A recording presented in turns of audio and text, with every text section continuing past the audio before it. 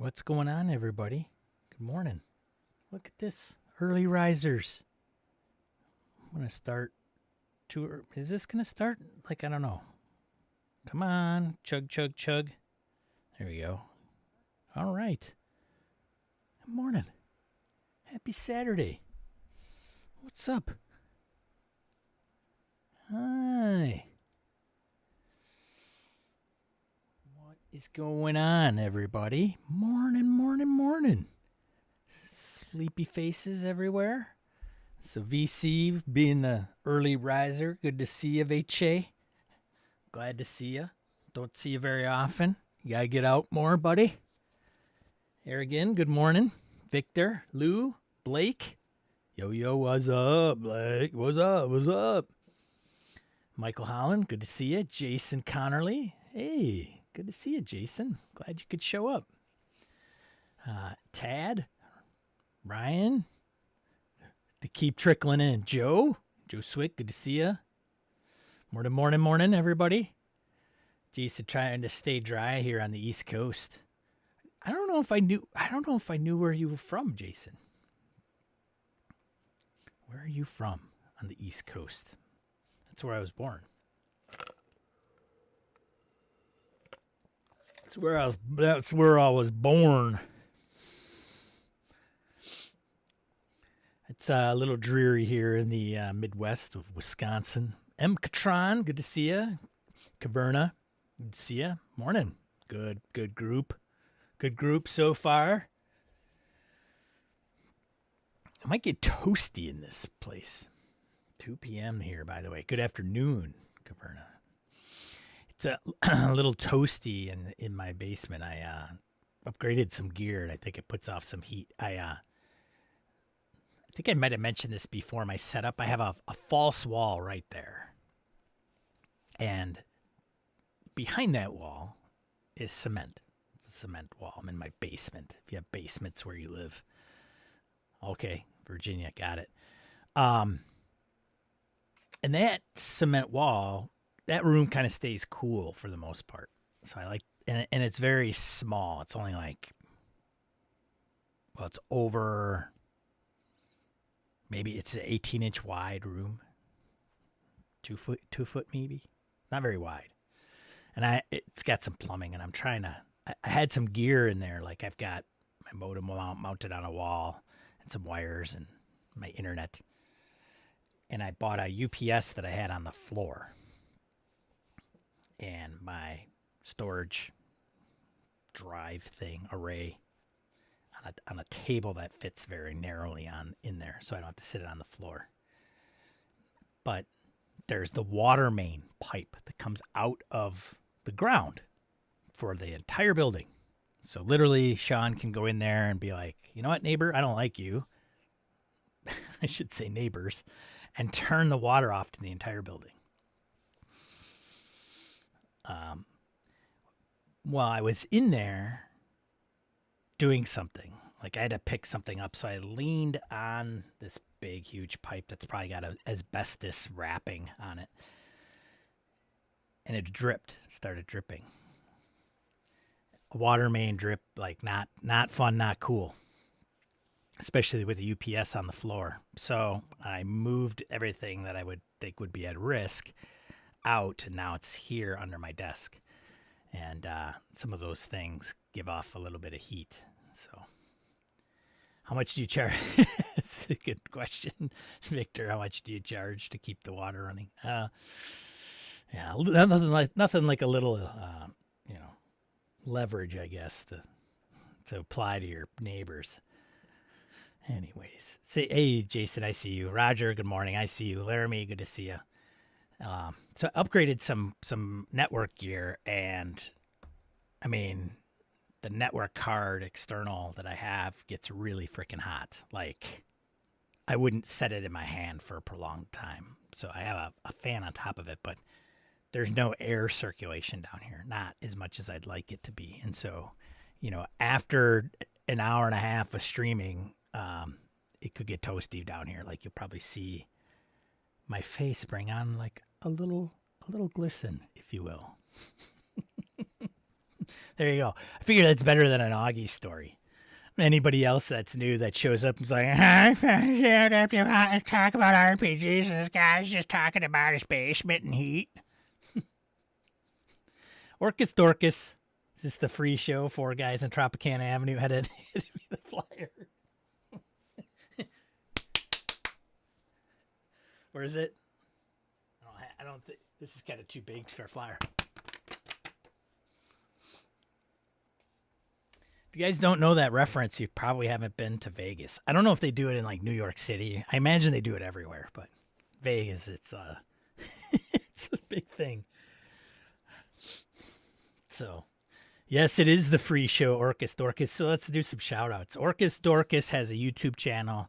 He's also on the Titter Pigs. Jason, right? I got the right Jason. Is doing Nerds RPG podcast. Do I have that right? Like, make sure you guys correct me on this. Who else? Blake does some RPG publishing, PBTA primarily. Let's see. Who else is putting stuff out? Caverna has a YouTube channel. Don't be shy. This is like, you can market yourself. It's okay. Like, you can say, hey, I got a YouTube channel. No shame here. Who else? Salt Heart, there's Salt. See, sometimes I have to do this just to get those guys in the shadows to kind of come out. So if it wasn't Kevin, I'd be expecting Gabe to come out of there. So Salt Heart has Burn 2d6 of Salt Publishing.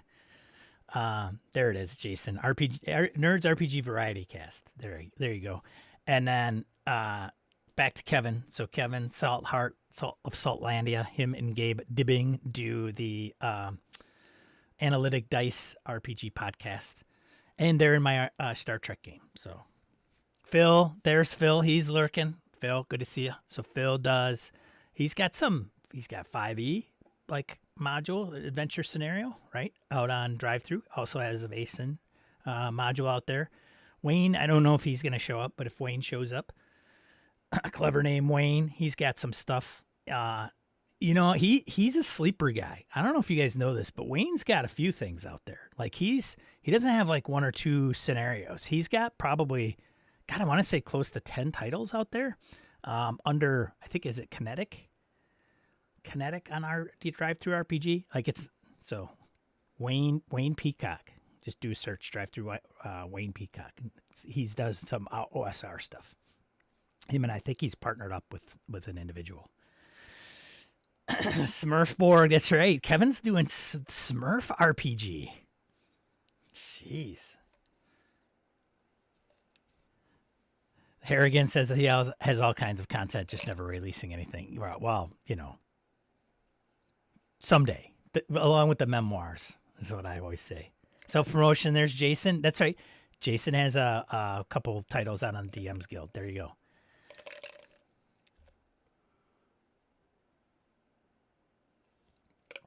Anybody else, don't be shy. Blake Ryan, just Google Blake Ryan, like in quotes, on Drive-Thru RPG. You'll come up with a lot of Blake's stuff. Augie delivers content. Okay, so just, I won't go into a lot of diatribe. I know a lot of people don't want to sit through a 20-minute freaking conversation about my cat, but Augie's, something's going on. That guy has had a rash of crapping on my floor down here. And my wife's kind of done some research, as she does, and she says there's really only 1 or 2 reasons out of all of the criteria, like this. Maybe it's this, maybe it's this, maybe it's this. And the only 2 that really apply to Augie is 1, a loss. So we did put my cat Jumbo down. God, it's been probably close to 2 months now. But it hasn't happened until like the rash of this behavior hasn't happened till recently with Augie. The other thing is that he just genuinely hates me. Like, man, he must really hate you. So there you go.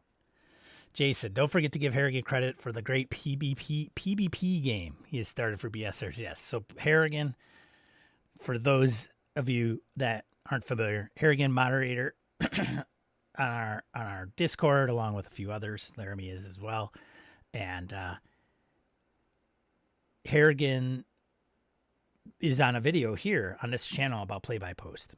I may have to change up that thumbnail. I don't know if I like the thumbnail and the title, but and then I would consider him a resident expert in play by post. He's done a lot of it.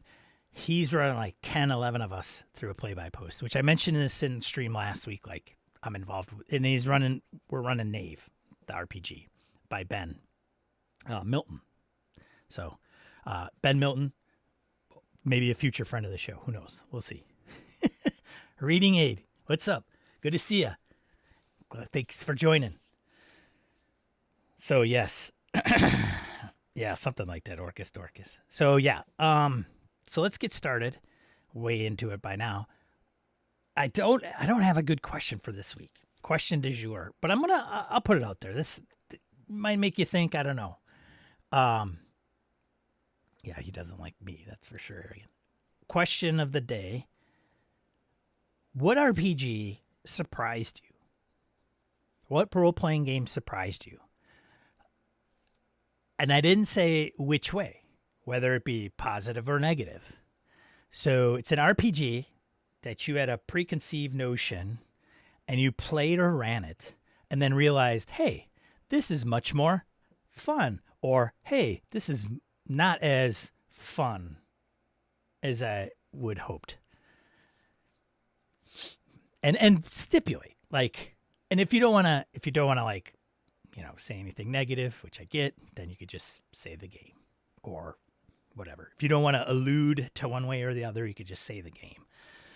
And if it's something that, if there's a reason behind why it was good for you, like, oh, you know what, I thought in combat, this game wouldn't be that great. And I found out it was really, really fun and I love playing it. So Jason Connerly, Nerds Variety Podcast, says Savage Worlds plays much better than it reads.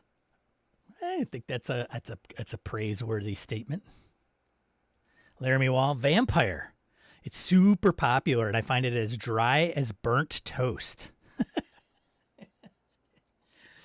Now, Sean and the folks here at How to RPG, amongst other places, do not condone every statement that is going to be made or share the same sentiments. Burnt toast. Roger French says, Blades in the Dark, much more finely tuned mechanically than I expected it to be. Sounds like another very, positive. It's a positive thing. Mctron, Coriolis, setting was great. The play left some things to be desired. Oh, there you go. And these are all personal opinions.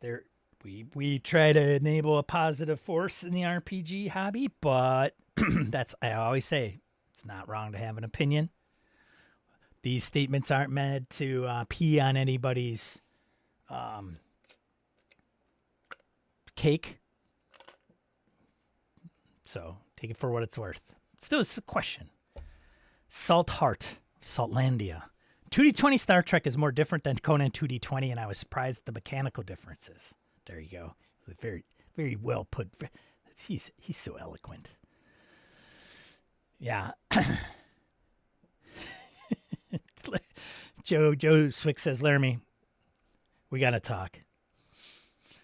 I know Joe is a vampire fan. Maybe Joe's going to be like, Laramie, you're doing it wrong. That's the problem. We'll see. Harrigan says, agree. Jason, even Suede, the latest, reads like it was written in the 90s. Caverna. Cyberpunk 2020. I thought the combat rules would be cool, but in game it was too much crunch, and I didn't have any fun. Yeah, see, it's just sometimes I tell you. Jason says positive D&D 4E. Look at that. Negative Fate. And this is all comes from our experiences. Like, we don't know. We've heard things about it. We try it. Sushi is not for me, but I tried it, which is good. That's one thing to say about this question is You can't really comment on something you haven't tried. Orcus Dorcas says, Cult, the first game using PBTA that I actually enjoyed. Well, there you go. See? Which is a good example of somebody saying, you know what? I'm not a big fan of PBTA, Powered by the Apocalypse. But not all of them are created equal. Laramie says it's a trap. He says I could say something negative and then leaves me in the cold. Well, I didn't know it would go into like burnt toast, if you will. So it's all good. It's all good, man. Let's see.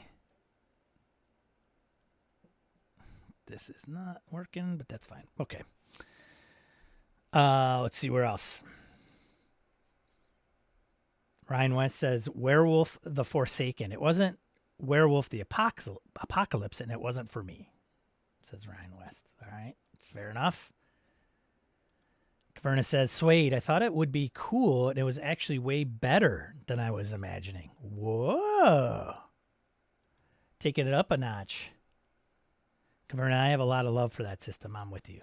There we go. Suede getting some love. We don't talk a lot about Savage Worlds, unless you have Christian Serrano on the show. Sweefer, good morning. Good to see you. Uh-oh. Veche. He says Delta Green. Positive redacted. I know Veche is a big Delta Green fan. I'm with you, buddy. William Thorpe, good morning. Got a full house today. Starting to see the seats filled. Good day. Ryan West says, I was floored with how much fun running a DCC funnel was. Probably the most fun I've had playing or running a game since 1992. Yeah, like DCC's got its moments for sure. So for those of you that are just joining, starting off the stream with the question du jour, starting is relative, but an RPG that surprised you, that you've played or run that has surprised you, maybe for good or bad. And why, if you want to elaborate. So we've had things all over the board. For me, I want to go with Forbidden Lands and how surprising how it surprised me in the positive way, like buying the box set, opening it up, looking at the books. So the presentation of it all, how it's put together, the production value, I thought was pretty impressive. And then that's my first foray into Year Zero engine as well. So if I'm a free league, shill, it had to have started somewhere. So I would say it's got to be Forbidden Lands. And so from there, understanding the Year Zero engine in Forbidden Lands allows me to have a somewhat understanding of like VSN, Tales from the Loop, even though I haven't played either one of those two, and a few others. Blade Runner, a little different with it's not a D6 dice pool, but I would say Forbidden Lands, pleasantly surprised. Like I figured it would be, the reason I got into Forbidden Lands was because it was exploration, survival. I felt like that would, and it was kind of an homage to the olden days, if you will, of that type of play or adventuring. So that's what really kind of grasped me. I wanted to find out what that was all about. So I went and bought it, went on Hog Wild, and like, oh, this is pretty cool. I don't know if it captures it exactly the way, some of us might have grown up playing some of the older games. But it's probably, in my opinion, better. Because it does things that some of those other games don't do very well, I guess. Facilitates a type of play and tone, if you will. So there you go. That would be mine. I don't know if I have a negative one off the top of my head. I'll think of something. Tad Lackman says, Good Society, the Jane Austen RPG, is really crunchy and it has complex relationship mechanics. Too dense for my table who wanted something lighter and conversational. Interesting. Now that intrigues me with the social mechanics and the complex relationship mechanics, because I may just be like, because I don't know, that might be missing in some RPGs, and I may like, would that be a good Game of Thrones backdrop? Because I know that Robin Laws had done, help me out, Robin Laws did the social mechanics in Hilltop? Hilltop? I don't know how that, I don't know much about that game, honestly, but Saltheart says, loved a recent Cthulhu OSR one-sheet rule set, simple, fun, flexible, by Bill King of Warhammer fame. There's some shout-outs. There you go, Bill. You're welcome. BK Dan, good to see you. Morning. Hey, it's been a little while. A few minutes behind one time, 2.5 speed. That's all right. Good to see you, BK. Good to see you. Glad you could join us. Hope life is treating you well. Orcus Dorcas says, I was surprised how vanilla I found Cyberpunk Red was. I felt it lost its edge. Cyborg does it better. Whoa. Cyborg. We're playing that right now. Yeah. Two people dead. Session 1.5-ish. Or full version, full session 1. 2. But they like each had like 1 hit point apiece. Oh, it didn't take much. Blake Ryan says D&D.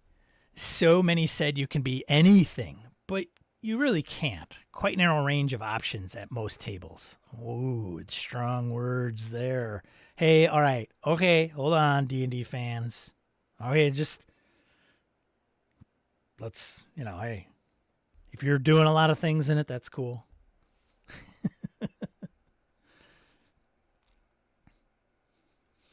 Laramie says 80s DC Heroes. I'm very confident that game was not play tested. We had a lot of fun, but it's just all over. All right. The Panda incident? Awesome. I'm hoping Matt chimes in as he was the party in question. Oh, really? Interesting. Okay. Caverna says Iron Sworn. It is impressive to see how a free game can be so good. Yeah, I think that's a sleeper out there. I think some of us, I haven't run it or played it, but a lot of people praise it for sure. And you can run it in like what, three modes at least, maybe 4. Collaborative, traditional, solo. I don't know if there was another one. Reading aid, Trophy Dark. Thought it was so rules light that we wouldn't know what to do. Pleasantly surprised at how much fun we had, even with a GM who was learning how to run it. Fantastic. Fantastic. Lots of love today. Lou K says, I thought Merc Borg was going to be more gimmicky. Pleasantly surprised. Yeah. I think there's obviously with Merc Borg, it's conveying a certain tone, or if you will, a certain style. But it is, so, it doesn't, like the adventures don't have to be in black ink. Like every time. I mean, I would equate it to any medieval setting that's just muddy, dirty, and grimy, and maybe turned up to 11. Let's see. Comment by Harrigan. I see it. Kind of chatter in the chat back and forth. Like, it's so funny because someone will be like, wait a minute. I need to get you at my table. I will fix your opinion or your experience. Maybe. And that's, sometimes it's the situation in which we experienced that game, right? If we had a bad game master, they can ruin a game. Oh, God, insert game title here is terrible. Played it at a con once. It was just awful. Was it the game, or was it the game master, or the experience, or the scenario? Who knows? There may be somebody else that runs it or plays it, or runs it probably more specifically and says, I got you on this. Now, having said that, I think worst case scenario, people would be, oh, okay, that's a little different than my original experience, but it's still not my cup of tea. And hey, since we have everybody here, Caverna, woot woot, hello. So I'll just put it out there. Give it a thumbs up or a thumbs down, or hug your monitor or something. Subscribe if you haven't already. Do me a big one. Appreciate it. I should try to figure out, like, when I ask for these little gestures, when I get the most. Probably early on versus way at the end when nobody's around. So thank you, Caverna, for the reminder. Appreciate it, buddy. What else we got out there? Luke K says, I remember the first time I cracked DCC, the tables for Magic surprised me, initially by quantity, later by just how fun they actually were. Preconceived notions, man, right? Matt Stark, good to see you, man. Good morning. Tales from the Loop surprised me because I wasn't expecting how easily it allowed me to really pay attention to the players at the table. The player-facing mechanics take so much work off of the GM. Hi, all right, Matt. Good stuff. Zweefer, Dread. The Jenga gimmick surprisingly adds to the tension more than I thought it would. If you're not familiar with Dread, it's a horror suspense game that uses a Jenga tower. So when you're trying to attempt something, the game master may have you remove a block, to simulate a moment of suspense. Hillfolk Jason was filling in for me. See how far I'm behind here? Sure. I roast one game, Sean burns me. Sean torches all the games before Forbidden Lands, and that's okay. Harrigan says, there is a Game of Thrones PBTA game, The Sword, the Crown, and the Unspeakable Power.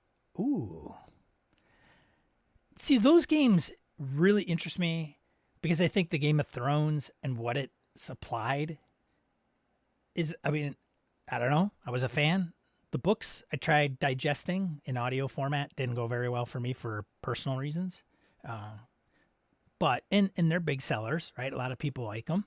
And I think that people like, I'm suspecting, the reason some people like really good television shows and really good movies, maybe movies or books, is character development. Like, oh, I know who this character is. And I think the ones that fall short is because the character development sucks. Even kind of in sitcoms, honestly. Like, so having said that, I don't know, and I know character development in RPGs is a thing, right? Develop it through play. There's backstory, But I also find it intriguing to have that social piece. Like, there's some people that it's funny to me where it's like some of these games we play are so very combat driven. That's where the history of the hobby comes from. Miniature wargaming. So it's kill things, take their loot, right? That's kind of a certain one mentality, or one style of play. But it's funny when we're playing, say, for example, D&D, and it's like we played for 8 hours and we never rolled the dice. It was fantastic. And I know that. I've had those situations and it is fantastic, but like, why? Like, why do we get hung up where the banter at the table was so fun? We didn't have to decide on something by a roll of a die. And as the game master, I sat back for 4 hours at a con and I think I spoke 3 words and everybody had a good time and they were just mingling amongst themselves. So take that with good characters and Game of Thrones-y, like, not backstabbing, but intrigue, if you will. That's interesting to capture in an RPG. And I don't know how you do it really well. And there may be some games that I am missing out on that does that. Also, it's kind of hard to do it when you're at a table if you're kind of doing things like, if you're undermining another character, it's probably hard to do at the table when the player is there, the other player character's player is there, right? Because how would they know that you're doing this stuff behind their back? Anyways, you know where I'm going.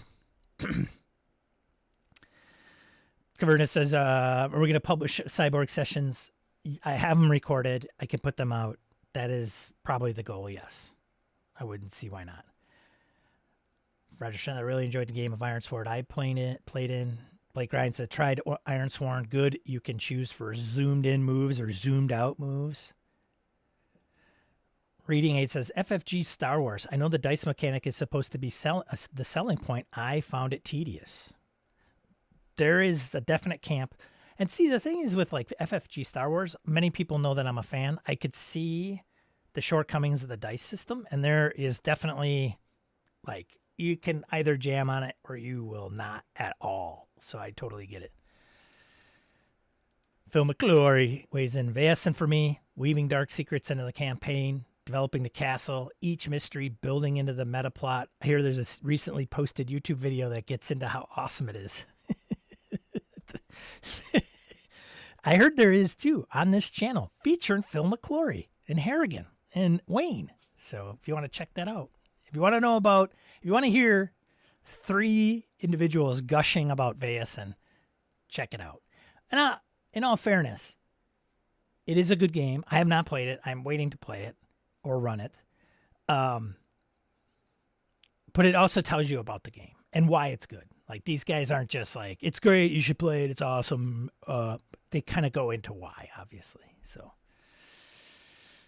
M. Catrone says, most of my bad experiences were because of a not so great game master. Yeah, for sure. Well, the chat is just moving. Had the opposite experience with Star Wars. I was dubious of the funky dice pool, but ended up loving how it played. Yeah. The dice can be polarizing. I think anything can be in RPGs, right? Like, if it's the dice system, people are going to love it or they aren't. Like, I think that's at the core of everything. What do you want? You're being naughty. Don't poop on my floor.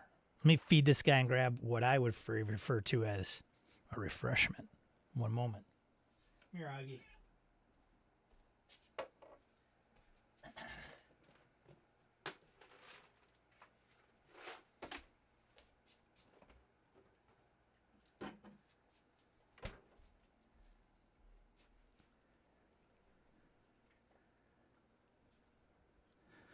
This stream not being sponsored by these guys, but certainly should be.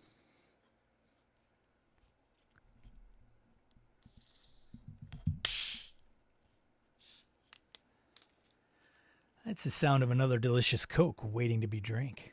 Drunken. Welcome to How to RPG, where I conjugate verbs.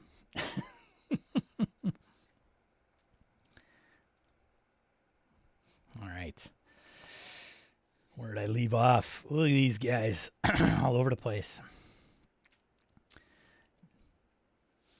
Jason said, whoop. I should probably pause so I can catch up. It says, I flopped on PBTA. My experiences weren't great until I played with the right group and it all clicked. Masks especially is great for the specific experience it is designed for. I'm watching it on my phone and there's no way to hit the like button until it goes off stream. Interesting. BK Dan, Kids on Bikes. Surprisingly open rule. It was surprisingly open rules. Interesting. VC says Paranoia. Was very pleased and surprised with how well that flowed and how much of an absolute blast it can be. The roller coaster of Jamie Lannister, damn dude. Right? Am I right? You're right. Yeah, for sure. I should rewatch those. God, I wish Ned Stark hadn't bit the big one. Spoilers. I'm not. It's been out for a long time, folks, including the books. Let's go.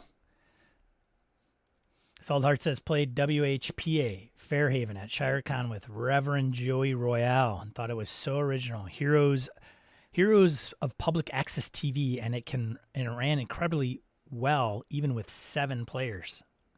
Well, there you go. High praise. Michael Holland says, I read Warlock, Trader's Edge last night. I wasn't expecting much from the game, but it pleasantly surprised me. Captures that old school British RPG feel really well.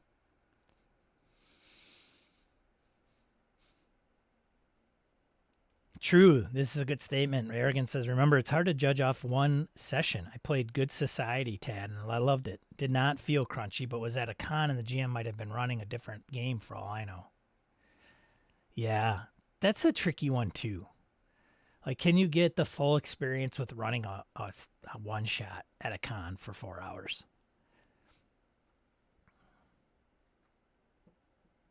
Dorcas says, Warlock is superb. Same for me, Michael. I couldn't get it to the table quick enough. Fantasy Age 2E also surprised me. Love the ticking clock mechanic. Stunts make combat and social exploration lots of fun. Found character creation very customizable.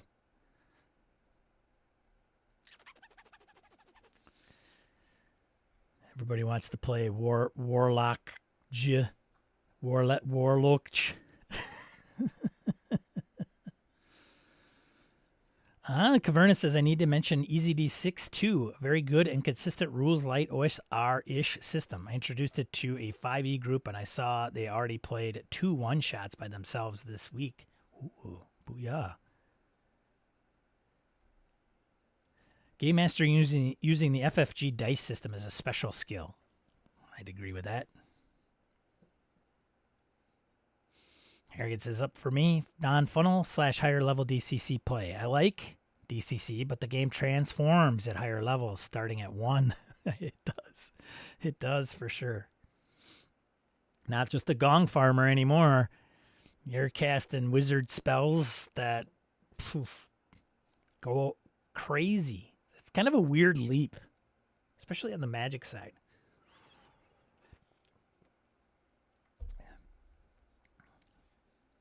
Down for me, FFG Star Wars, enough said. Yeah, it might have been the Game Master, is my guess.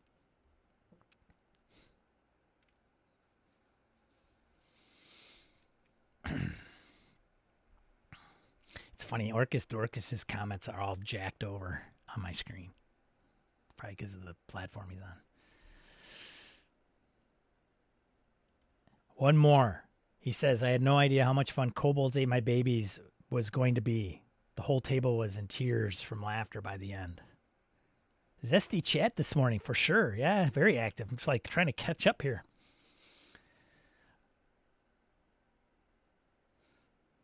Laramie, I'm also getting drunken. Sweet. Now, folks, passing judgment, Laramie just got off work. So for him, it is 5 o'clock. And so it's 5 o'clock somewhere anyway, right? M. Catron miss having vanilla Coke. Made 0 version of it, but I can't find it anywhere. Yeah, Walgreens. If you got Walgreens in your area, they could cover it, just so you know.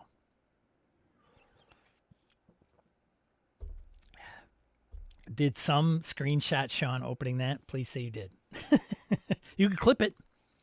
You can clip it. Clip it. Put it out there. Closing the chat will make you see the like button.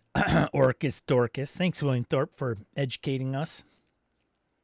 Waiting to be drank. Drunk is used with have, has, or had. Oh my God, spoiler. Yeah, right. Sean probably remembers how much I enjoyed Paranoia last year's game hole. I do. I heard you're signed up for like 3 sessions this year. Congratulations, Harrigan. I got to admit, the next question I might ask is what, like next week. Don't answer this. Put it in your cap. You could ponder this. And it may even change until next week. But I'm wondering, like, is there a game out there that is solely... I already know the answer to this. Are there games out there? Which game matters most from who runs it? Right? So...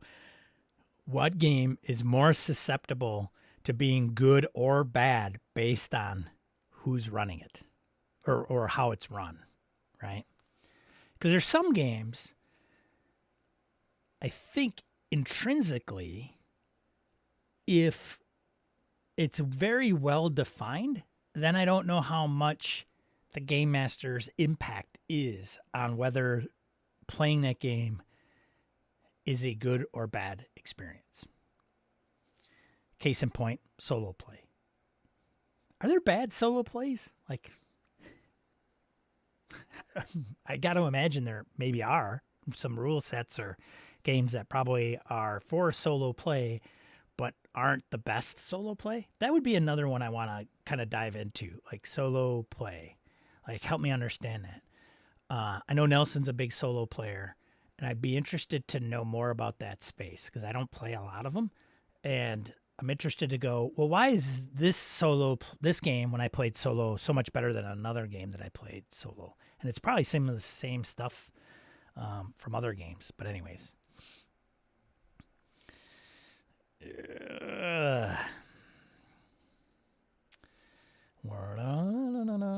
Played Werewolf with one of the creators at Gen Con and didn't even realize who it was. Had a lot of fun. That's good. That's good. Sometimes playing, like getting too close to the stage, ruins the illusion. I'm glad they had a good time. I know I'd like playing more Good Society. Harrigan just wasn't my group's cup of tea. It's about the Good Society piece. Laramie Walgreen, it's like Osco if you don't live in Chicago. Yeah, there you go. How do you, if you don't live in Chicago? Oh, Walgreens aren't Walgreens everywhere? Big in the Midwest for sure. They're based out of Illinois, so I think, right? Yeah. They're still Oscos? Yeah, I don't even know. Paranoia sessions at ShireCon had privacy screens for players and red shirts for all. They looked like they had a blast. Next year I'm going to get into the game of Paranoia. Lou says, I don't solo play anymore. The GM is a jerk. Oh. Yep.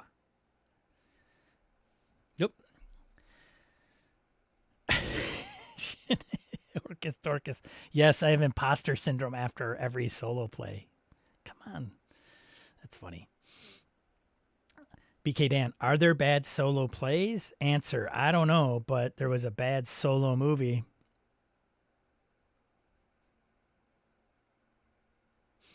Hey-o. Harrigan, here they come. Harrigan, I ran a solo game, but I hated the GM. He was terrible. Oh, boy, here we go. Laramie, solo games. Does it count if I'm setting up my fantasy draft list for hockey right now? Yes, you're role-playing. You're role-playing right now, Laramie. You're doing sports. Well, I guess it's not sports ball, the role-playing game, but fantasy sports is role-playing games for jocks. There, I said it. You play D&D? Yeah. Do you play fantasy football? Yeah. All right, then. I don't understand. Well, you like to think that you're a coach. You're playing a coach, and you're submitting your lineup, and you're looking at all these things. And you watch live plays. Oh.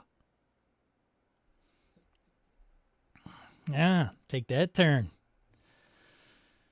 Another one that surprised me is anything PBTA. I feel really limited with playbooks. They are great to read, but just don't play well. Well, all right.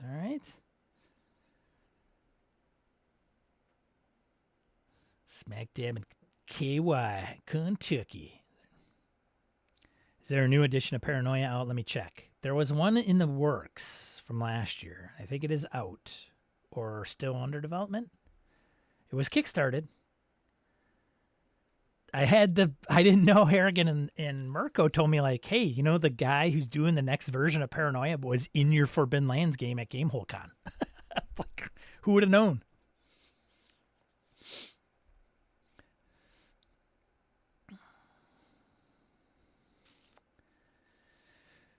Mr. Hobbs' Gamerhood. Hey, morning, Jason Hobbs from Hobbs and Friends and Random Screed. Laramie says I'm role playing a general manager. Bingo. Nailed it. Hashtag nailed it. Oh, the new Paranoia dropped yesterday. Good to know. Maybe that's in print news. The new Paranoia is the one Harrigan played with the creator. Yep. Jason says the comment about the playbooks is why you need the right group and GM for BBTA, in my humble opinion. Jeremy, I think it's funny that that's a jab at jocks and role-playing. My issue is that I'm not nearly athletic enough to be a jock. However, plug for the Discord level up thread.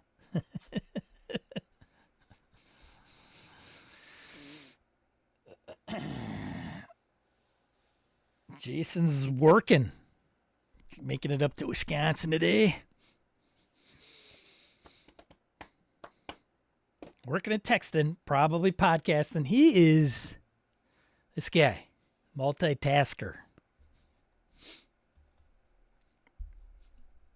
Tune in live to Random Screed where you hear Jason Hobbs try to do a podcast and navigate Illinois traffic while listening to a live stream. Augie, go away before I freaking... Here, come here, man. Here. Here. Jeez. This guy. All right. Let's get into some role-playing game stuff, huh? What are we going to do here? What are we going to do? Oh, man, oh, man, oh, man. Let's see. Shall we? Yeah. Oh boy, I did not mark a lot of stuff, obviously, this week. Somebody wanted me to put some love into this. Hey-o. Yikes. I love the sound of directions on Random Screed. Click, click, click, click, click, click, click, click.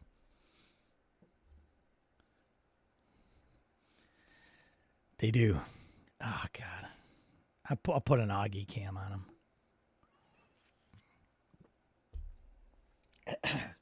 I'll buy like a $350 camera that moves with the person. I'll put it on the floor. Wish. Whoop. All right. As Matthew McConaughey says. Let's see. Keepers. Look at this. Keepers Cyberpunk Kickstarter from Nerdburger Games. 10 grand out of 8. Funded. Has anybody backed Keepers Cyberpunk?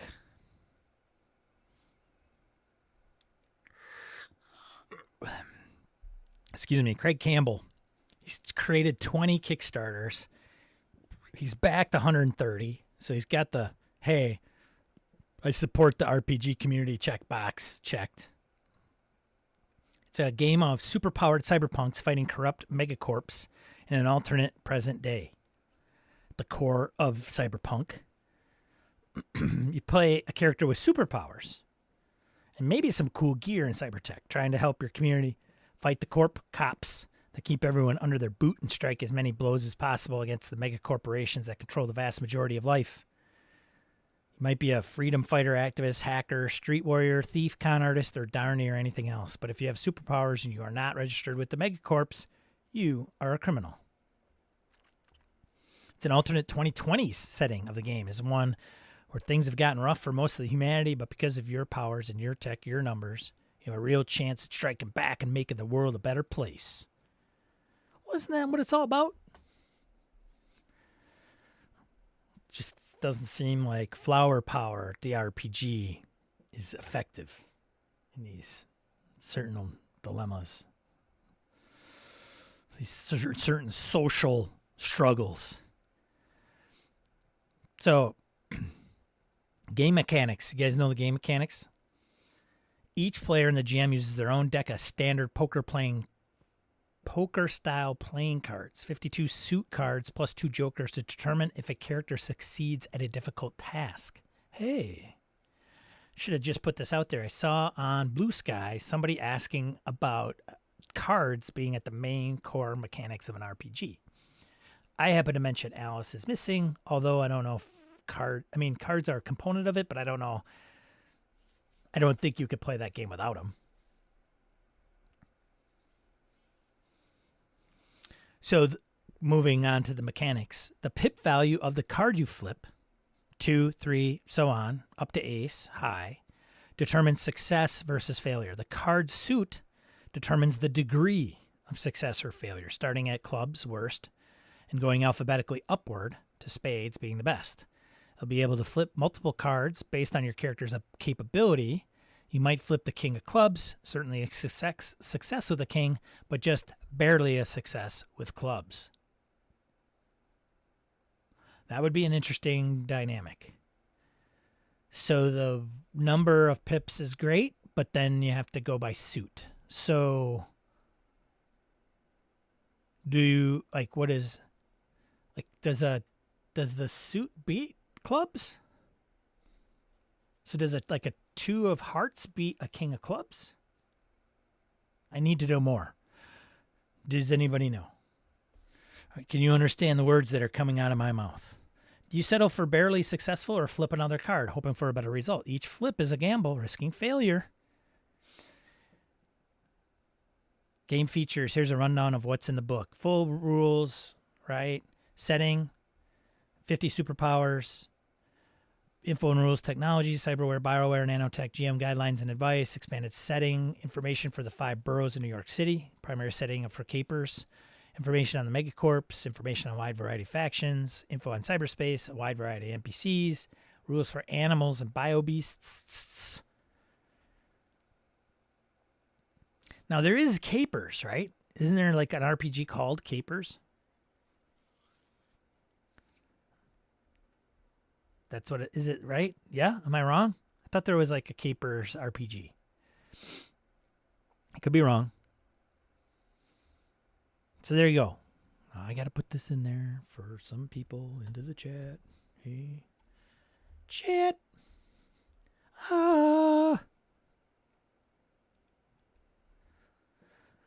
Save every one of us. Your Dazed and Confused reference. I have that job where I keep getting older and they stay the same age. It's not that great.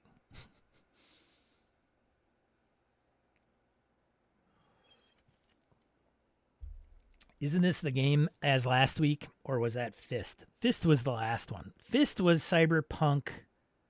Yeah, it's different. Different game, Hobbs. Matt says, how would Capers Cyberpunk play as a solo game? That card mechanic originally turned me off of the game. Interesting. Hobbs says, no, suit is your tiebreaker? Oh, interesting. Okay, good to know. That is surprising coming from Hobbs. How do you know, dude? Solart says, reminiscent of the skillscape mechanic in Chivalry and Sorcery, where you roll percentile dice and a D10 crit die that determines the degree of success. Joe says, I'm my Aunt Sean. We were both in sync for that flashboard reference.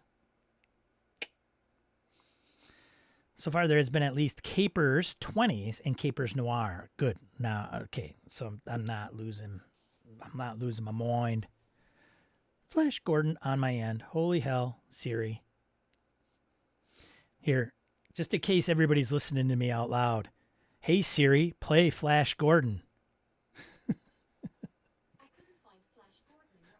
Oh, you can't find it in my Apple Music. Hey, Siri, play Flash by the group Queen. I couldn't find Flash by Queen in your Apple Music. I got to be in my Apple Music library. Here, let's try it again. Alexa, play Flash by Queen. You're welcome. Now it'd be for her to stop listening to me. All right, so whoever posted that in Capers, I think it was Wayne. Wayne was like, hey, can we get some love for this thing? And I'm like, sure.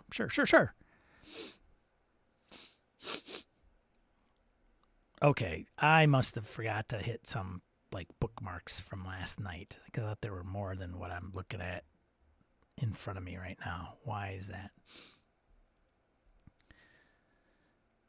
Flash. You activated my Alexa, and now I'm listening to Flash. You're welcome. You're welcome. Here we go. Alexa, turn it up much, much louder.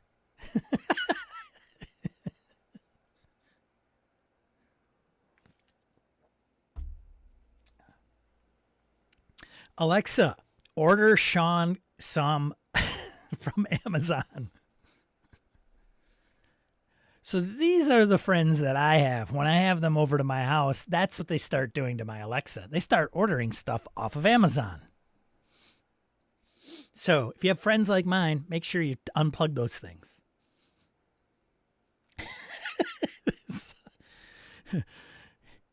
Alexa, order me all kinds of RPG books from Amazon.com.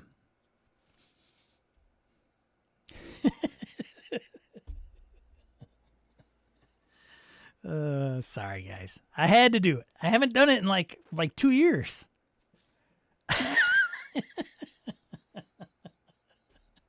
I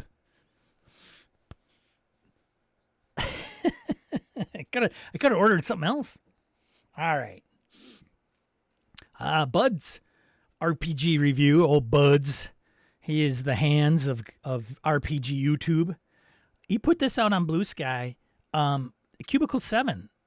So great news for Warhammer fans. I don't know where they posted this. It looks like maybe Twitter, Blue Sky. I don't know. I thought I followed him, but I didn't see it. Cubicle 7 Entertainment, great news for Warhammer fans. So we're delighted to share. You guys probably can't see this thing very good. Let me double check. Here we go. We are delighted to share that we'll be working with Games Workshop long into the future. Our new licensing agreement means we'll be bringing you more for your awesome Warhammer Fantasy Roleplay, 40K, Age of Sigmar games when you can shake a staff of change at. We're nerdling level excited to be collaborating with the Warhammer Studio team to continue exploring the worlds of Warhammer. They're going to reveal more news, blah, blah, blah, of their agreement probably to come. So if you are a Warhammer fan, there you go, RPGs wise. It's going to keep it trucking. Good to see you, Laramie. See ya.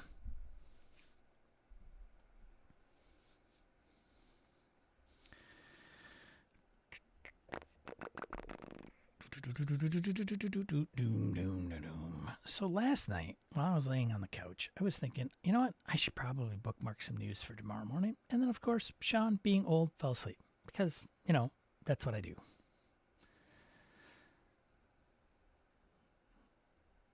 So we're going to run it. We're going to run it fast and loose. See you, Mkatron. Thanks for coming by. Have a great rest of your weekend. All right. Let's see. I just go to Yan World. Let's just see what they scooped up for us for the week.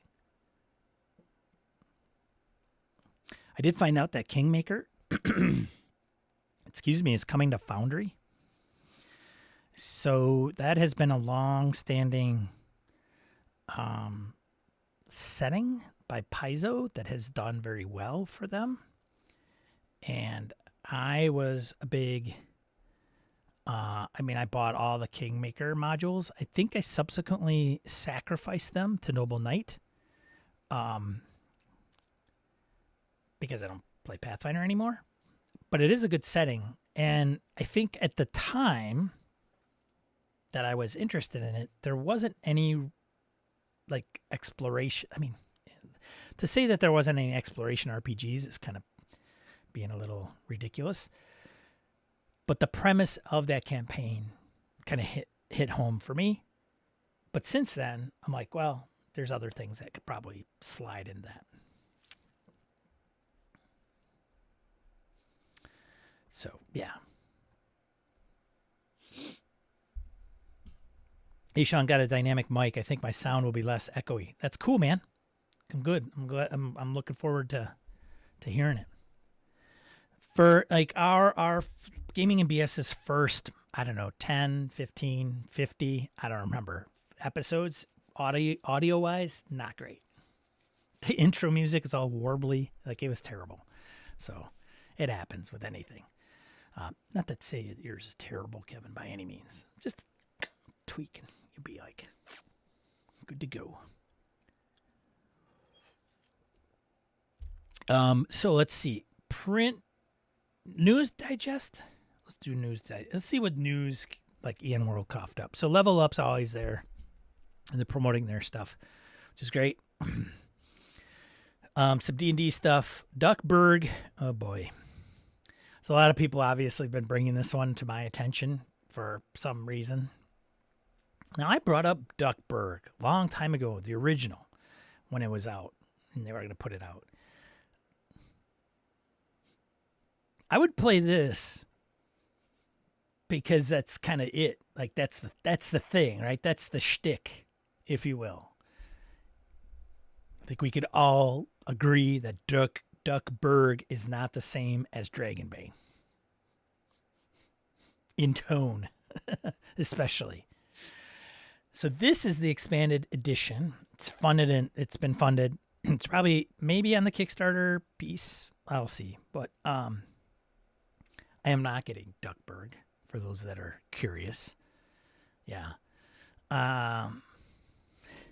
Did anybody get the first edition?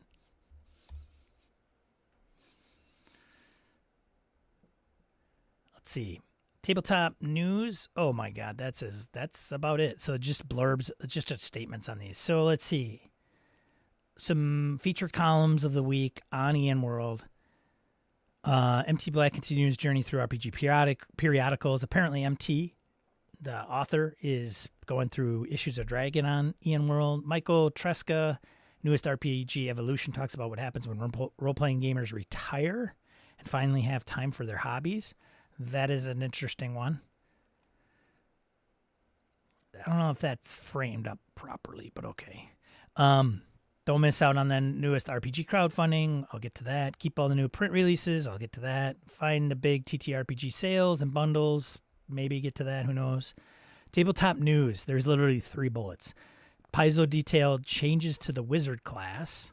Okay, for Pathfinder 2. Square Enix leaked the pre-order page for Final Fantasy 14 starter set for the first licensed tabletop RPG for the Final Fantasy franchise. Say that statement fast. So, Final Fantasy fans out there, I've never played Final Fantasy. It's one of those things, right? I don't know if that makes my geek card be in jeopardy, but TSR alumni Bruce Hurd announced there will be no future updates to the World of Kaladar setting for Dungeons & Dragons. I used to follow Bruce on Twitter, I think, and he was pretty active. I haven't seen much of him there, but maybe I stopped following him. I don't know what's going on. But anyways, I think Bruce was pretty instrumental in some of the old TSR settings as well. What did he do? Mystera? I don't know. Talk about Ultima Fabula. Isn't that out already? What do I need to talk about? That, Hobbs. Let's go to print news. Print news.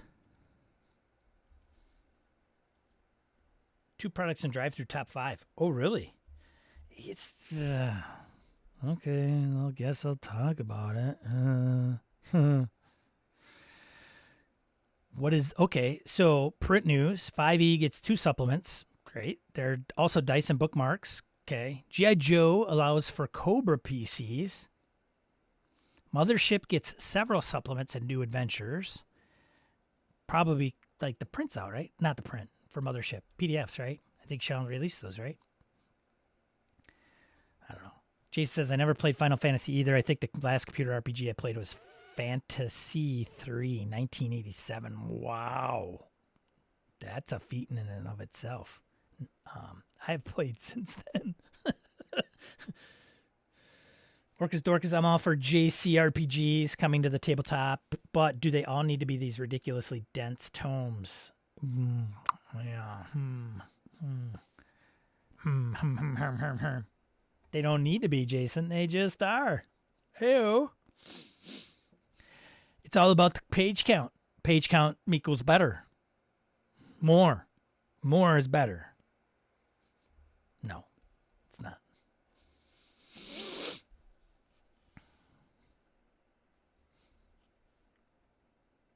Okay, so, and plenty of other options for BESM. Big eyes, small mouth. That's me. Actually, I have small eyes, large mouth. Big mouth. I have small eyes, big mouth. I am SEBM. All right. So Tales from the Wastes from Cold to Bold to Press, 5th edition. So interesting to put this out there. Both are 5th edition. These are probably, I'm guessing, like Kickstarted maybe. I don't know. Tales from the Waste, prepared, the expanded collection of one-shot adventures. Maybe, maybe not. Maybe they just did it. Hardcover supplement rules. The reason I point this out is because it's 5e, right? Cobalt Press putting out Valiant. Tales of the Valiant. Tales of the Valiant. So, eventually, I have to imagine. Now, here's the thing. We don't have any Cobalt Press folks in the chat. It'll be interesting to see whether they still continue to support 5e or if they just stop doing 5e. And yes, everything is Tales of the Valiant. Unlike like Frog God games, right? Frog God, they do like 4 different formats. They'll do OSR, Swords and Wizardry, System Neutral, and 5e, and Pathfinder. Like those guys are crazy. They must have like a computer program where they take all the content, dump it in there, and it just changes it, and they just hit a drop down to what system it is, and makes the conversion, inserts it into the publication. Boom, there. Pathfinder's done. Drop down, OSE, enter. Boom, done. OSE's done. If Laramie was here, he could tell me. Probably not. I'm not under. He'd have to send me an NDA.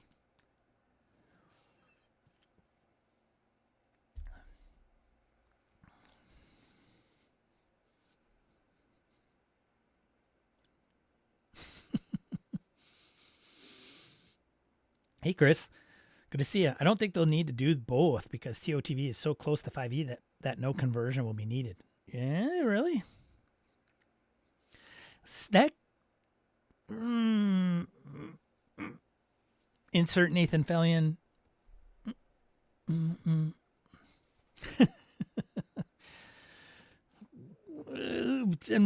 why do one or the other? Like, just do one? I don't know. The more things change, the more they stay the same. Just slap some 5e compatible on there and you're good. Well, that's fair. Too much money to be made from 5e to drop it. Touche. Touche, for sure. Dumping 5e is not a good business move, in my humble opinion. Saltheart says. Okay, well, that's obvious. Now, here's a kicker. You put out Tales of the Valiant, and you still sell more 5e stuff.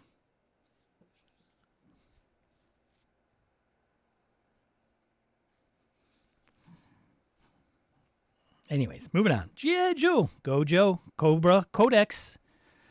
Come on, Cobra lovers. Hardcover supplement 50 bones. Rules for PC to create a Cobra character as well as everything a GM needs to run a Cobra campaign. Yeah, forget those Joes. The global criminal organization known as Cobra is recruiting, looking for the meanest and most ruthless potential operatives for their dastardly schemes. Not dastardly schemes. I think that's kind of... Come on. Let's evil it up a little bit here. Dastardly schemes. These guys aren't wearing handlebar mustaches, tying women to train tracks for Pete's sakes. Next one, Hull Breach. I got this. It's good. If you like Mothership, even if you don't, this is great. It's just great. So because I said it's great, you should go and get it. So there's 3 things here. Hull breach, which I have. Breach of contract, which I should be getting. Did I not get that? Maybe I got it in PDF. I think it's all part of the same Kickstarter. Agent class.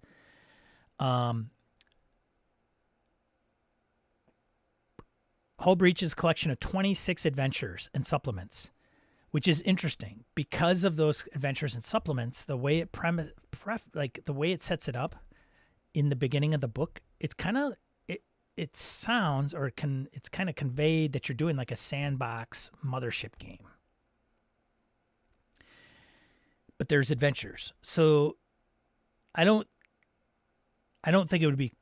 Because I was thinking about West Marches, like, oh, maybe no, because it wouldn't work with the adventures. So you could, there's like a table that lists the different types of adventures and what their kind of shtick and spiel is. So you could kind of pick from the different ones. But it wouldn't be easily managed West Marches style. But there are components from Hull Breach that could certainly play a role in a science fiction role-playing game. Continue. Breach, and then it's good. It's just a good book. Breach of Contract aims to be the definitive authority on dystopia and corporate law and teach the reader to think, act, and negotiate like megacorporation. Includes general counsel on legal concepts, tools and mechanics, and 8 in-universe and customizable player handout contracts.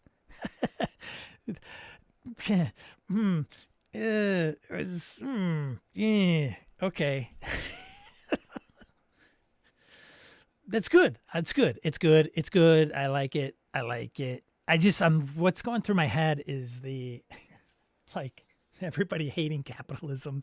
And then they give you a handout to teach you how to like act as like all the details of a megacorp. Oh, these things you just have to laugh at. Yeah, just have to laugh. Okay. Anyways. Example, the artificial intelligence end-user license agreement covers terms of use for a ship's AI, including disaster protocols in the event of an ethics deviation. Oh, that's hilarious. Supplementary benefits. A new lawyer class who navigates contractual mazes and thrives on high-stress NPC lawyer tables including legal urban legends and contract signing rituals, and a secret mythical bonus contract which may hold the key to toppling megacorporations. There you go.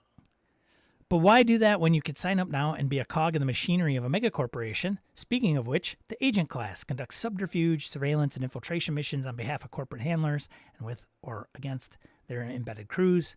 Includes operational training on corporate security exploits and interrogation techniques and more.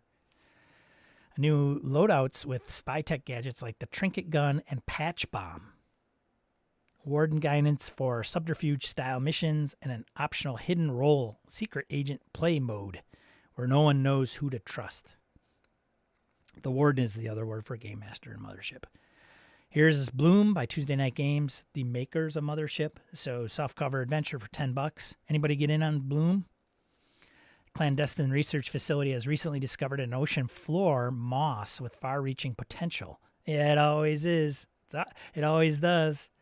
Subterfuge and breached quarantine quickly result in catastrophe.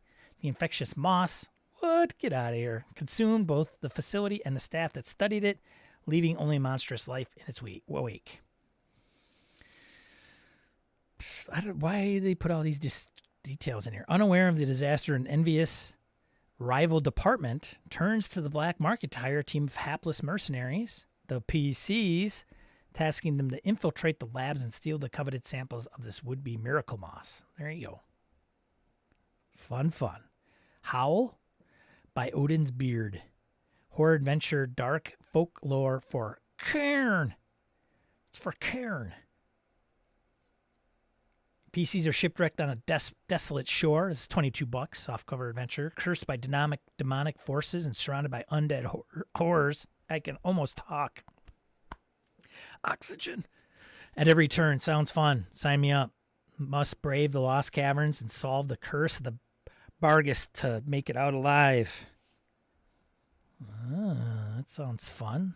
These all sound fun. Danger Gal Dossier. Cyberpunk lovers. Here you go. Danger Gals Night City's premier investigation and security neocorp. 100 NPCs. Ranging from newly inducted gang members to powerful cyber psychos. Night factions of Night City. From edge-running crews and nomad packs to booster gangers. And elite trauma team squads. That's fun. Dead of Night. Powered by Apocalypse. Hardcover supplement by Tabletop. The land of Gradina has been plagued by relentless beasts. Horrors unseen and despair beyond imagination from an event deemed the Day of Beasts. Sibilance. The PCs take part in history as they explore a world that has been thrust into a new age of darkness and calamity. In this combat-oriented system, PCs play as hunters. BESM. BEESM. BSM. Night. Curtis Takahashi. What is that guy doing in here? Sneaking in here. I see you, Curtis. What did I miss? Anyone? Huh? Who wants to play Cobra? Cobra. Who doesn't want to play Cobra? Shout out to Cobra. Right? Lots of good stuff packed into that Danger Gals book. Hey, Michael. Good to know. Curtis Takahashi, good to see you. It's been a while. Hope you're doing all right. I need Ty here so we can look at all the non-D&D games Sean is talking about. What not? Yeah, for sure. See you, Reading A. Thanks for stopping by. Appreciate it. Hope to see you next week. There's Ty.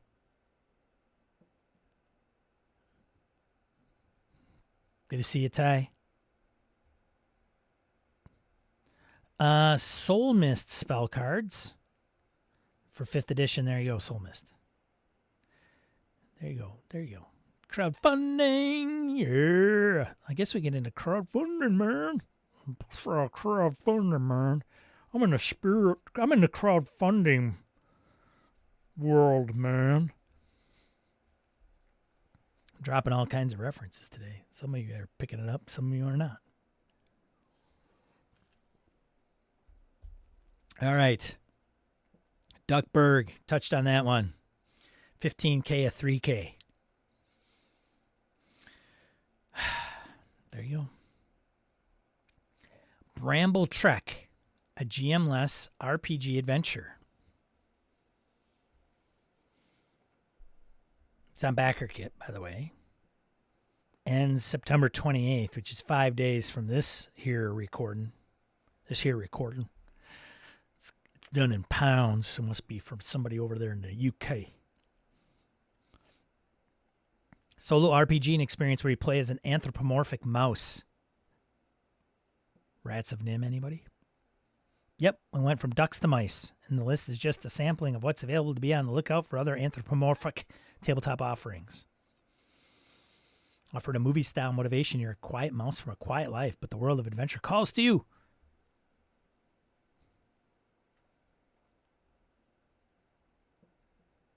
Campaign builder, castles and crowns. Cobalt Press, Tallies of Valiant, 5th edition. 192K, 30K goal. Cobalt Press, man. They got, how many of their Kickstarters have been below 100K?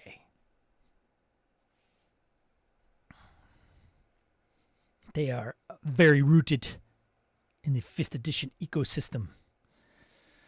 Cranking out the stuff. They are a machine. 50 Faces in the Crowd is Philip Reed Games. He also cranks out a bunch of stuff. So I got on one of his Kickstarters, and it seems like every day I'm getting an update from something of his. Like, hey, he's got a new one. Hey, get in on this. Hey, it's still going. Hey, last minute. Hey, he's doing another one.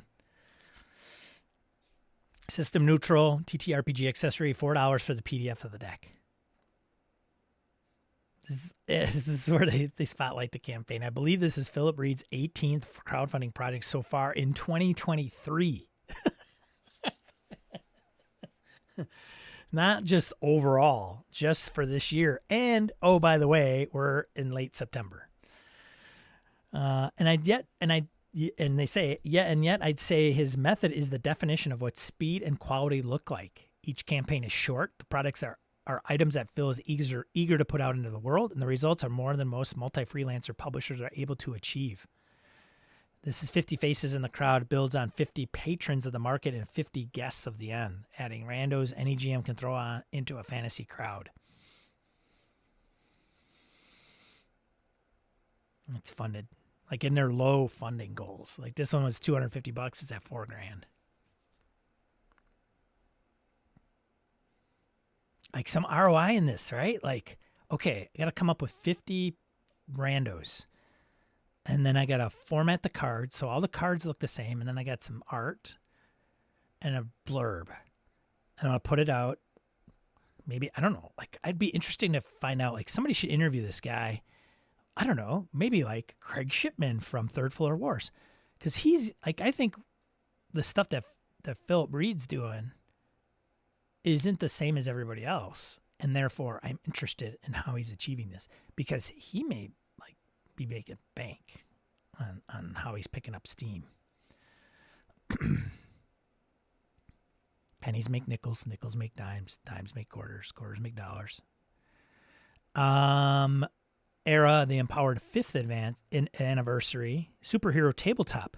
Have you guys heard of this? Okay, so we've heard about, like, there's always supers discussions that come up, and they kind of trickles down. All of a sudden somebody's like, hey, anybody play Masks? And then it's like, whoop, and then supers conversation spikes up, at least on our Discord. I don't think, from the things that I've read, this has been brought up. Era, the Empowered 5th anniversary superhero tabletop RPG from Shades of Vengeance. Help me out, super people. Jason says, Phil Reed is reliable. You can back with confidence, for sure. Chris says, that's a business model. Go hustle, for sure. You have to admire it. Yeah, that's why I'm like interested to know more about Philip. Anybody know this Supers RPG? It's a Era D10 system. The project combines superpowers, the Era D10 system, and the advantage of 5 years of gameplay. Ed Jowett and team are working on taking everything they've perfected about their superheroes RPG and putting it into a definitive volume. The mechanics, setting, NPCs return with more art and fresh edits. Project includes work from Angus Abramson, the originator of and my predecessor on this column, so I count that as a win. I think Angus he's at Cubicle 7, I believe. I follow him on a couple social medias. Next one.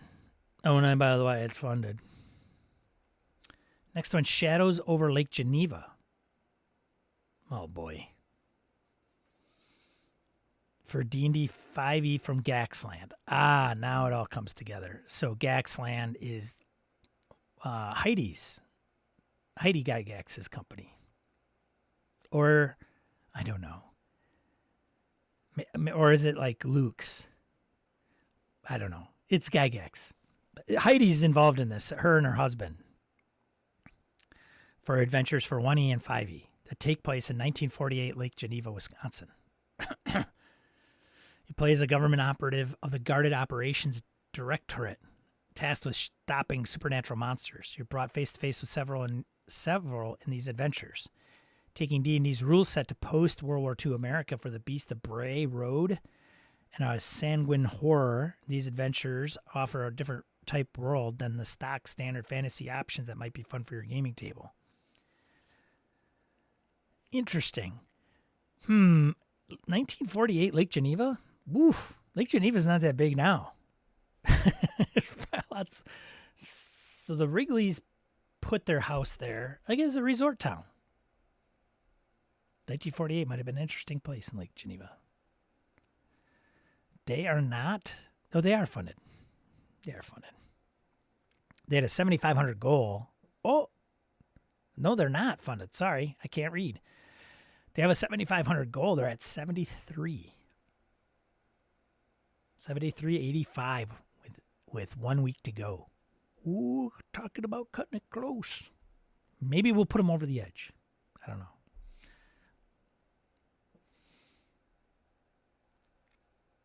I wonder.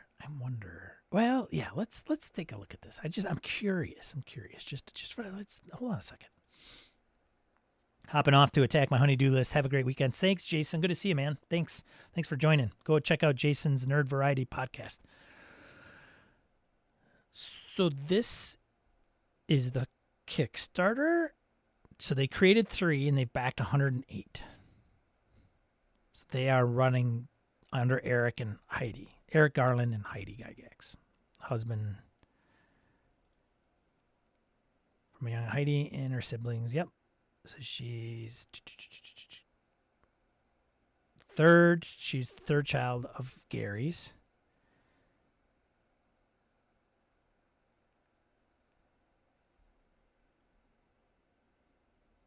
Her husband, Eric Gygax Garland. Interesting. Eric took the Gygax name.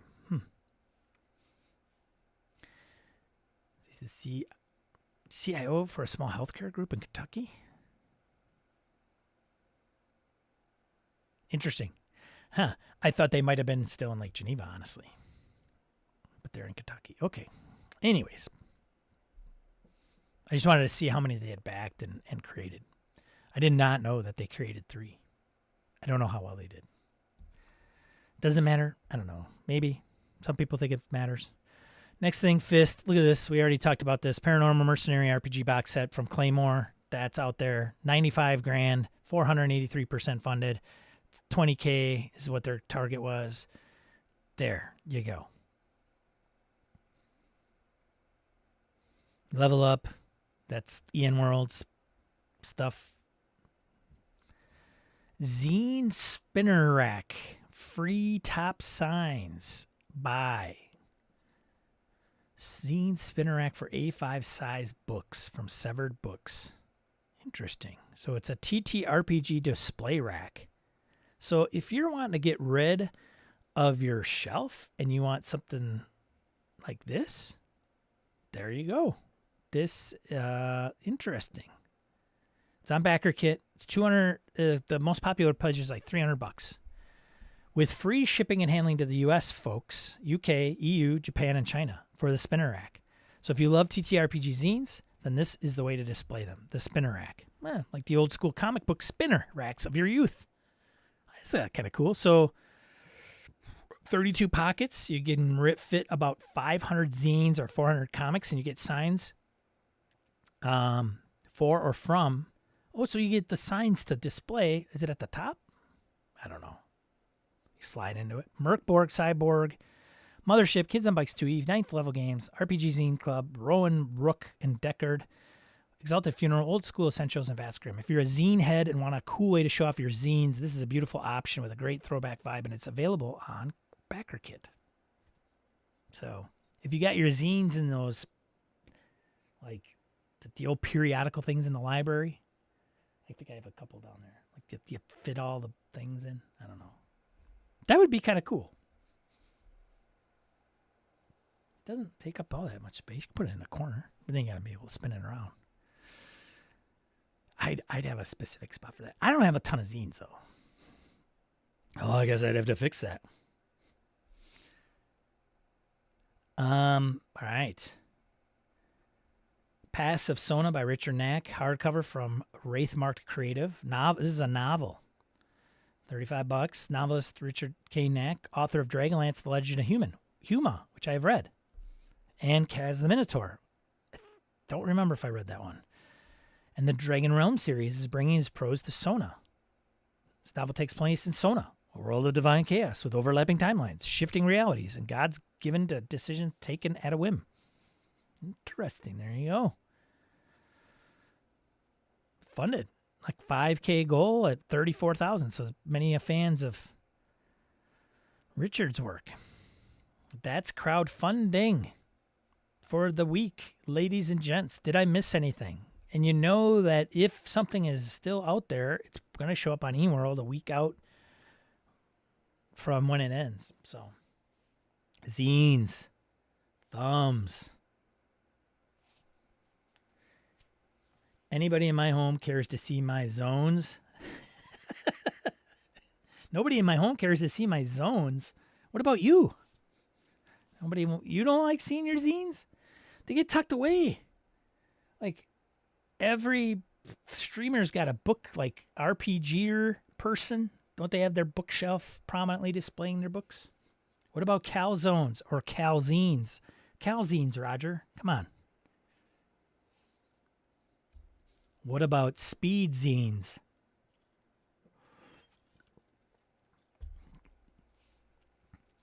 Anything with 5e stamp will not make it in my house. Okay. Thanks, I guess. Talking about zines?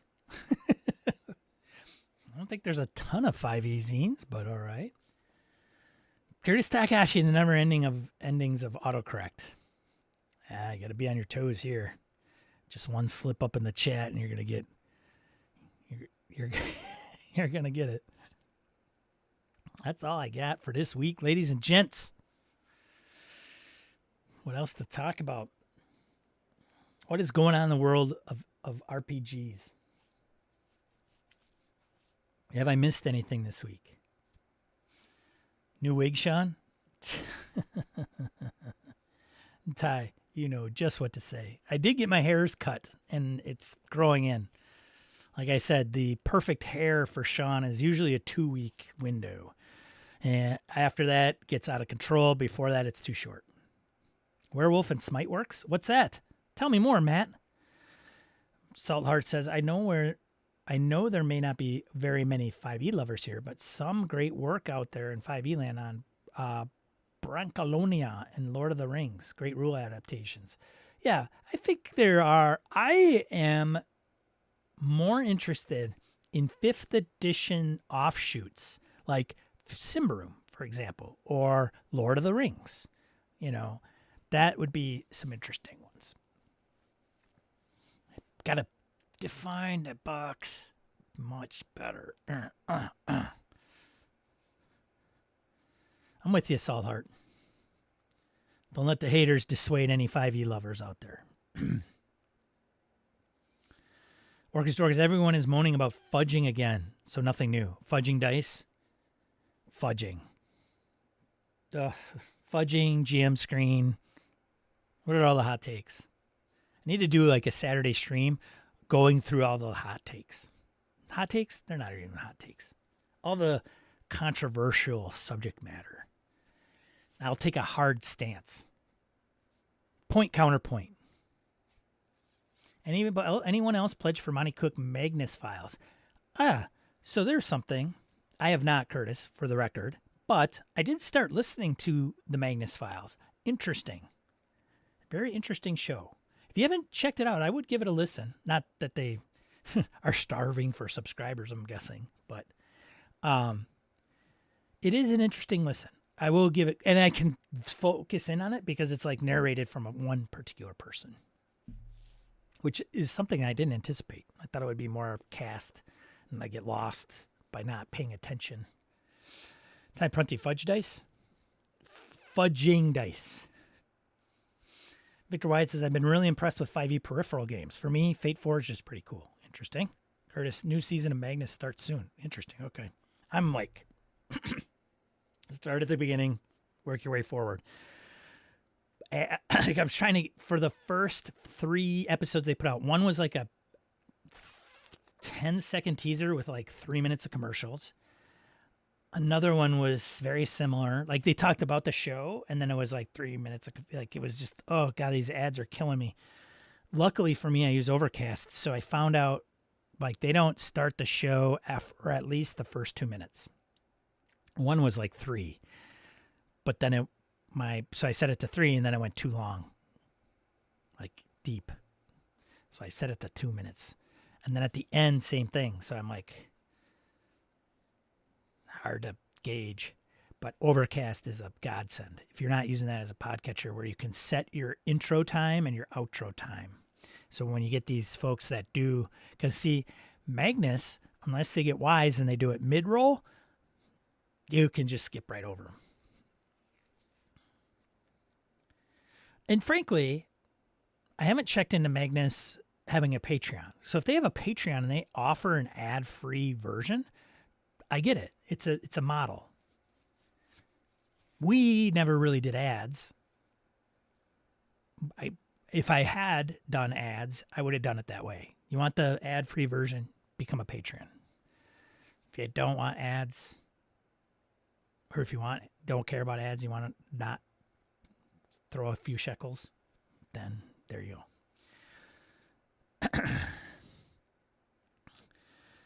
I think they went back and put them in, Curtis, because I'm talking like first few episodes they have ads. So they probably got really popular and said, oh shit, well, everybody's going to check out our back catalog. We might as well go back and put ads somehow. And I think in that platform, especially Anchor, I think it's pretty easy just to click a button. And then I think you could pick, maybe, I'll have to double check. Anyways, Shorkish Dorcas, I'll toss out a promotion of Paul Baldowski's sanctioned Kickstarter. 7 days left. It's a great game, and Paul is a great guy. I saw that. I will pull it up. Curtis Takahashi, Rustic Quill. The parent company has a Patreon. Oh, there you go. That's right. You're right. Yes. Thanks for pointing that out. Paul Baldowski sanction Kickstarter. Sanction Kickstarter. Yeah, wireless loading. Sanction. Oh, we did talk about this. Did we talk about this? We talked about Sanction. A game based on the Sanction? Anyways. $2,000 goal, $9,000. It's fun to go check her out.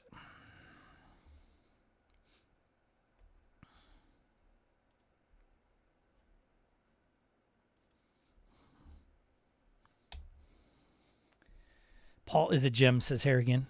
Great interview Scott did with him, apparently. Speaking of podcasts, I finally caught up on Gnomecast. If you don't listen, go check out Gnomecast. That's right. Ty, is Magnus like Welcome to Night Vale? I think I've listened to Night Vale. I think Night Vale is much, much more, like many more characters. And I think it's very serial. Where Magnus is like, I think it's just a guy who goes through these old files and reads through them, and they're very creepy. So each episode, I mean, an episode's like, I think one's like as short as 10 minutes. So I don't know. I don't know if that helps you, Ty.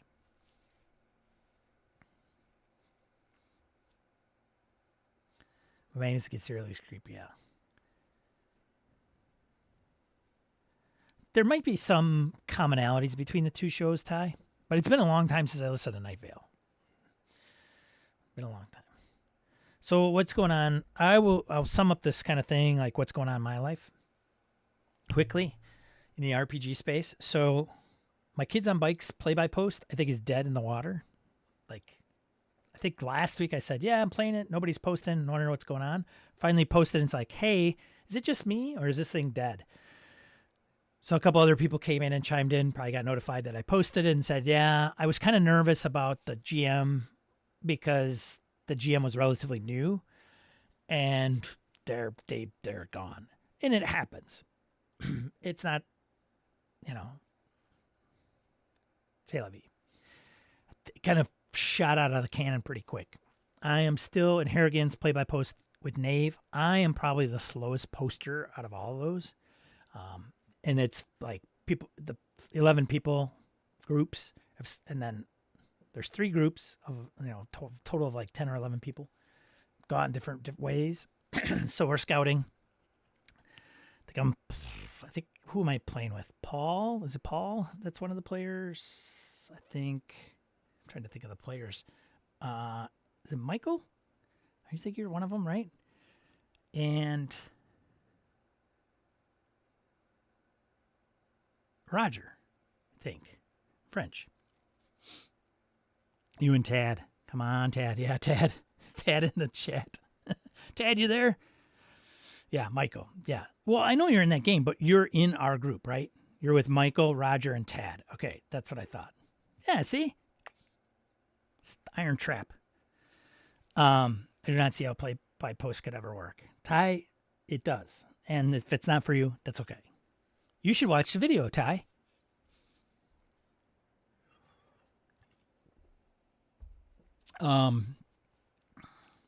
Yeah. Oh, wait. Yeah. I'm also slow to post, but really enjoy it. Yep. I hear you, Tad. We got to pick it up. You and I. So I'm still in that. And there's some people like really jamming on it. Yeah. Well, Ty, that's unfortunate. Certainly can't have played it that way since 1994. Yeah. And Harrigan's, like I said, he is resident expert. Like if anybody could pull this off, it's him. Like that guy is a posting machine. Imagine running like 3 different storylines in the same game. Like kudos to you, man, for sure. I want to give credit where credit is due. Let's see. And then Cyberpunk, Cyborg is going well.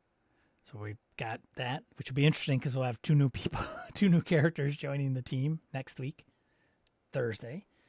I had to miss this past week's Tuesday Star Trek Adventures game with Harrigan, Gabe, and the guys at Analytic Dice, Gabe and Kevin, due to a personal thing of mine.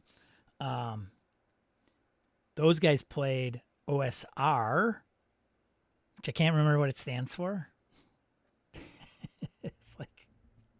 It's a Cthulhu Rules Light Cthulhu game.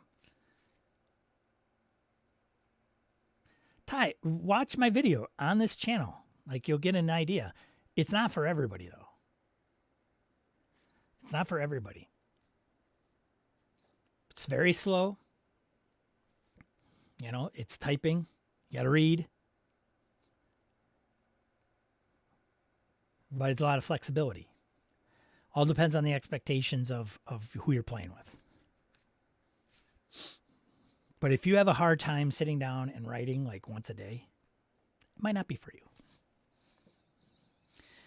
It's not synchronous. It's asynchronous, which means somebody posts, you read it, you react to it, rinse, repeat.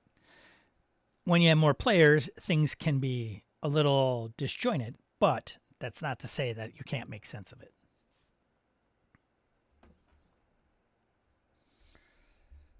Makes you think a little. So, yeah. Anyways, so that's that. I think that's, I mean, for role playing, that's kind of it. I've been in kind of a funk lately, probably due to real life. I think I posted this on Blue Sky. I'm just like, I know RPGs are good for me. I know they're fun to play. I like the people I game with. I like the games I play. It's just some reason I was just like super melancholy last week. There's, you know, there's reason behind it on a personal side. Hopefully that'll eventually subside and I'll get my mojo back. This helps.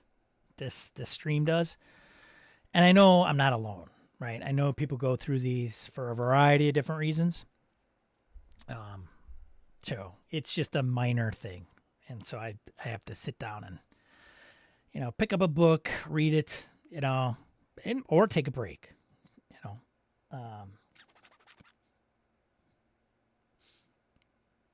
Yeah, that's a good offer, Ty from Harrigan.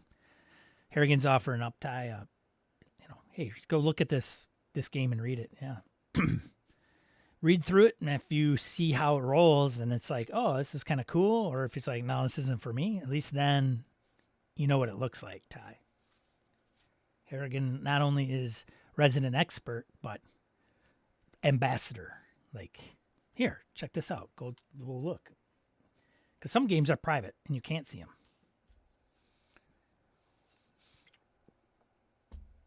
them. Gamehole Con's in a couple weeks. Almost a couple weeks. Is it 2 weeks from this weekend? Like today? No. 3 weeks. 3 weeks? I don't even know. I got to get prepped. I still want to, I think what I'm going to do is I will create my,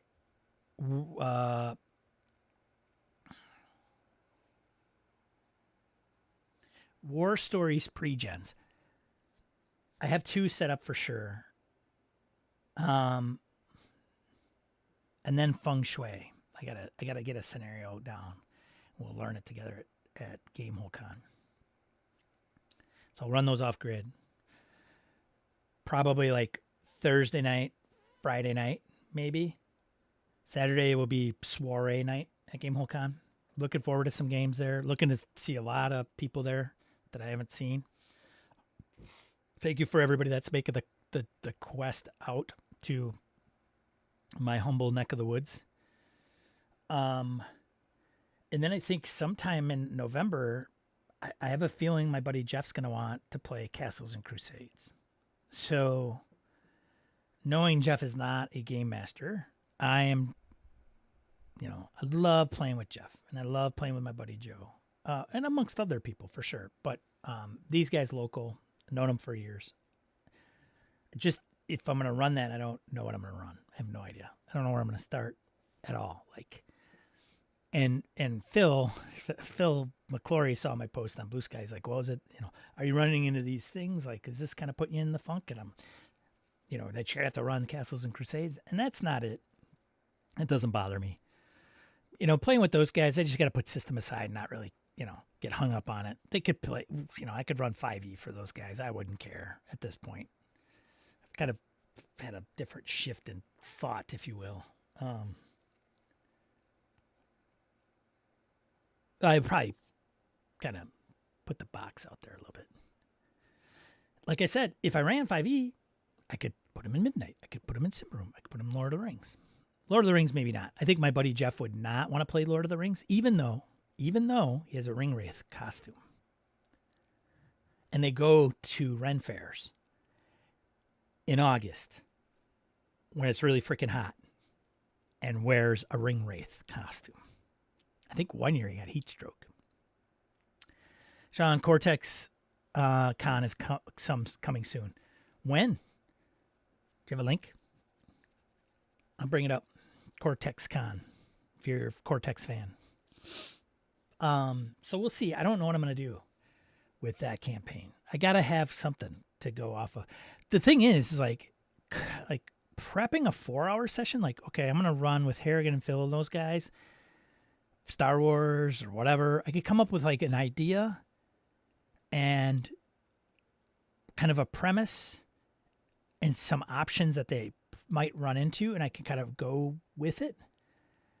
And I could do that with, other groups as well. The only thing is that when we, like Jeff and Joe and those guys play, we play on a Saturday. We started at about 10 o'clock, so I'd boogie after this stream or even cut it short. And we play for like 8 hours. So I got to have 8 hours of kind of like what's going on. And it's going to put my prep to a whole nother level, I think. I'm not opposed to going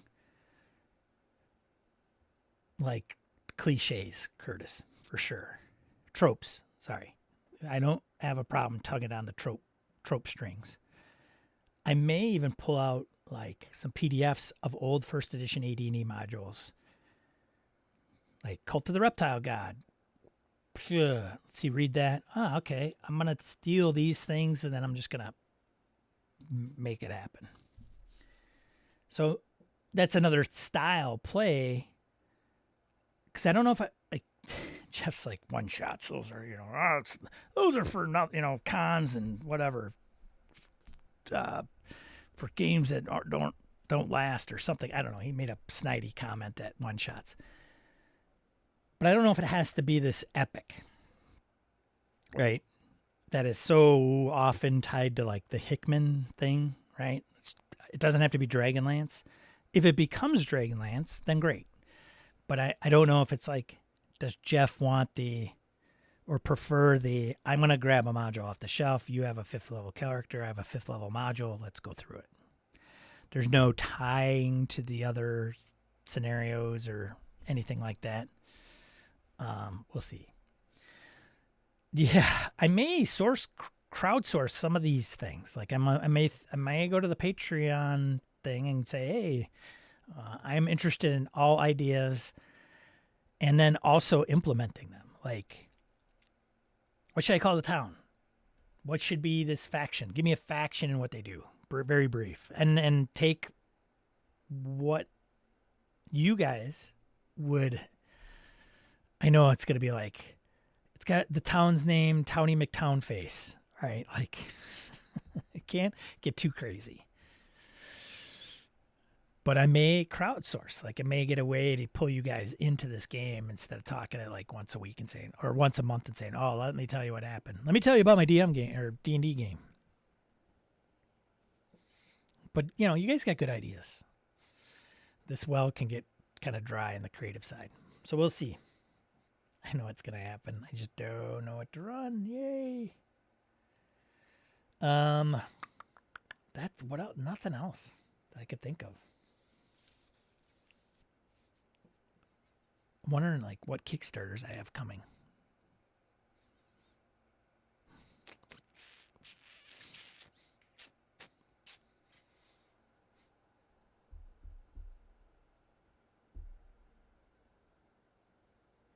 Well, there you go. There you go. That's all I gotta say about this. DCC 100. No, I didn't get in on that. I did get the bundle though. I did get the huge mega bundle of DCC stuff, but I did not kick in on DCC 100. Is that being delivered now? I got Mothership still coming. Delta Green's coming.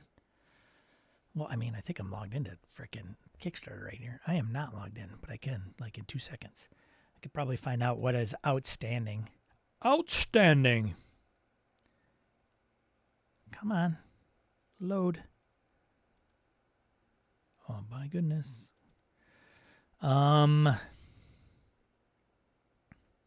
So yep. I'm just loading my account here. Like everything is so slow over here.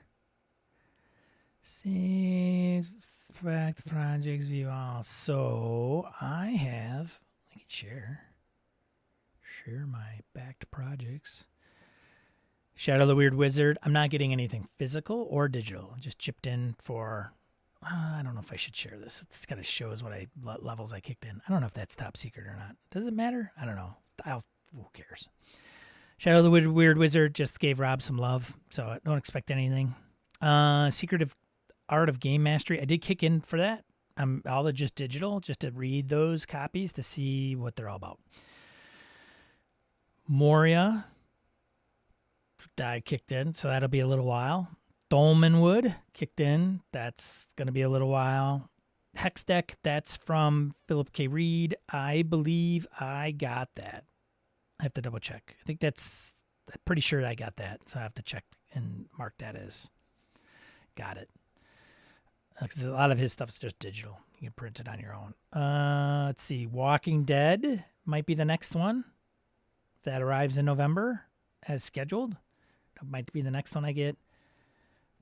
Kids on Bikes 2nd edition should be wrapping up. I think that's actually shipping as I speak, maybe.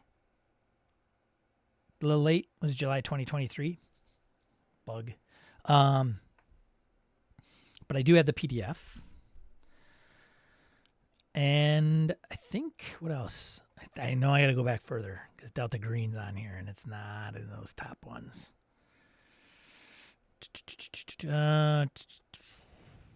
Time After Time, I think I might have gotten PDF. Maybe not. I don't remember. Like obviously all the green check boxes is what I got so far. So Mothership, that should be coming.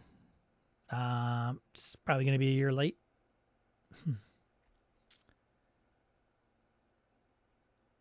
Damn, we almost got Sean's top secret Kickstarter levels. Well, they're all there. Yeah, I know top secret Kickstarter. Well, what's up, Fornak? I don't know. Hey, kicked in $1,000. That crazy ball. What a crazy bastard. Handy maps, I think I got. I need to probably check that as complete. Delta Green, The Conspiracy, went in all in. That's probably the big one I'm waiting for. And then I think after that, that's it. Some of these that, like the Dystopian, One of Us Sideshow, I think that's the one from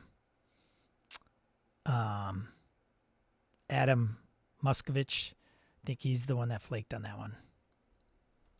That kind of sucked. But, I mean, it was $10, so it's not like... No, that was Tim DeShane. Did I get that one? I must have got that one. I think Tim delivered that one. That's not the one. I might not have checked that. There's one from Adam Muskovich. The Dreams in Gary's Basement. That's been delivered, I think. I got to watch it, but I don't know if I have the download.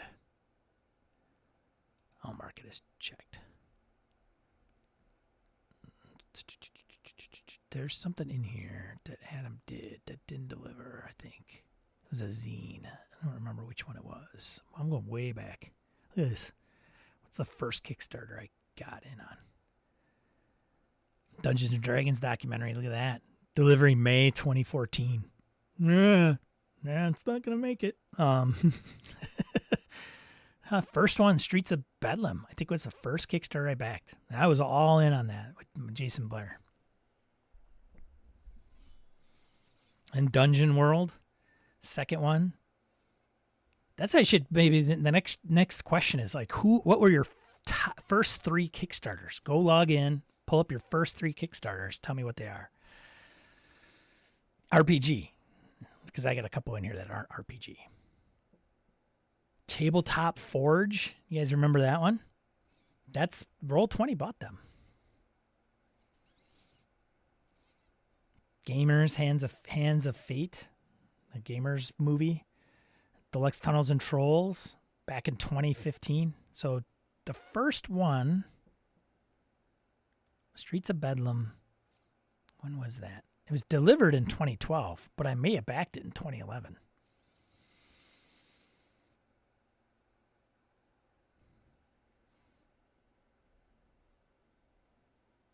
I don't know. It doesn't say when it was first initiated. Maybe? Does the campaign say? Jason doesn't even live in Madison anymore. I don't know when it started. But anyways. As the last updated. So there you go. That's what I got for Kickstarters coming, I guess.